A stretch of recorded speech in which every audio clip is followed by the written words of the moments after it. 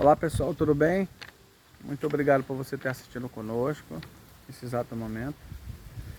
Nós já fizemos outros resumos, né? De outros materiais. Resumos em que apresentamos, né, de maneira sintética, né? E o principal objetivo é estimular você a estudar as escrituras, né, por conta própria, tá bom? Curta, compartilhe. Se você não gosta de compartilhar, pelo menos curta, né? Se não, assistir todos os dias eu agradeço muito. Faça parte desse canal, tá? Para você receber as notificações, né, e estar alinhado conosco.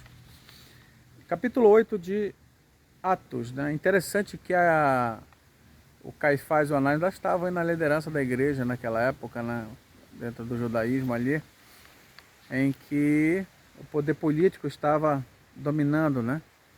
Mesmo Jesus estando morto, mas o evangelho continuou ali entre pessoas ali, o evangelho do reino, né? A perseguição religiosa começou a se profissionalizar também. Interessante que o apóstolo, o Paulo, né? O Saulo, apelidado de Tarso, ele era uma pessoa muito religiosa e muito zelosa por aquilo que ele acreditava. Ele acreditava, estava seguindo as orientações do seu Deus, né? O Pai Celestial. Ele prendia, mandava perseguir, né? Encarcerava as pessoas. Diz que ele arrastava. Não sei se ele pegava uma corda e puxava, né? Arrastando, mas muita gente sofria, né? Em paralelo, né? O Filipe ele prega a mensagem no lugar e muitas pessoas o aceitam, né? Inclusive aparece um mágico, né? O Simão, que até o Simão ele era um mágico, né? Era um artista de rua que impressionava as pessoas, diziam que isso aí era também usado por Deus. As pessoas, né? Que aceitavam a mensagem, inclusive ele aceitou essa mensagem. Ele começou a observar que as pessoas aceitavam e recebiam poder. Ele também queria receber esse poder. Mas eu acredito que ele tinha mais intenções, né? Por trás desse pedido. E o Pedro, se eu não me engano, disse para ele: olha, tu tem mais intenções no teu coração. Tu não tem parte com a gente aqui, não. Falou palavras duras lá que se ele continuasse ele ia sofrer. E é interessante, né, que ele pediu de certa forma desculpa, né, que não era para intenção, nessa intenção, mas que Deus, né, perdoasse, né? E continua, né, o evento aqui sobre Filipe e Eunuco. O Filipe saiu de lá, né, e foi a tal lugar. Ele foi orientado, né, pelo Espírito para ele ir para tal lugar. No meio da viagem, apareceu um homem que ia para Jerusalém, né, para festa.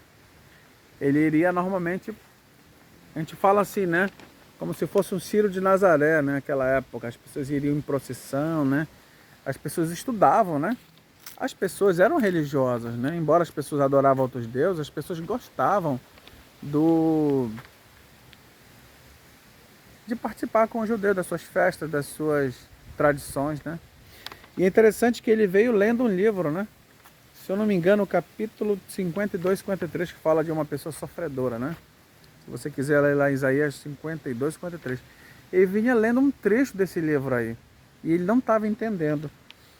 E ele chegou e fala, né? Falou assim, o Felipe, você está entendendo o que você está lendo? E ele diz assim, como é que eu vou entender se não tem quem me explique? Então ele começa a explicar, instruir quanto o que significa aquele conteúdo, né? O eunuco pergunta, e quem é esse que ele está falando? É dele mesmo ou é de outro? Aí ele começa a explicar Jesus, né? É aquela forma, né, de você instruir uma pessoa através de perguntas e respostas, é isso que ele acabou explicando. E aí veio a pergunta no final, o que impede de você ser batizado? Interessante que aquele homem, ele não era uma pessoa que nunca tinha ouvido falar de Deus, tinha ouvido falar, mas ele não compreendia, né?